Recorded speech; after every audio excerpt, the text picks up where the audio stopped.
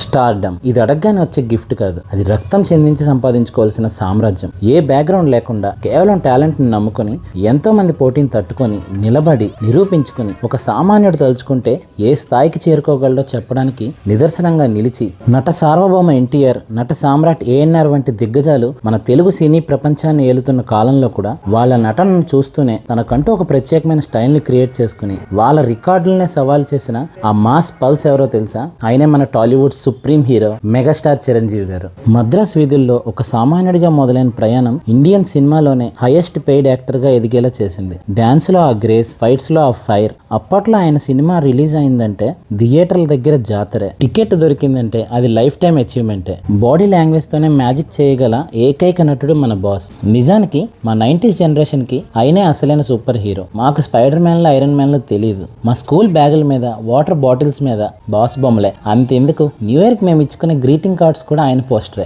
అన్నట్టు ఇప్పుడు థియేటర్లలో చూస్తే కుర్రాళ్ళ కంటే 50 నుంచి 60 ఏళ్ల అంకుల్స్ ఎక్కువ కనిపిస్తున్నారు.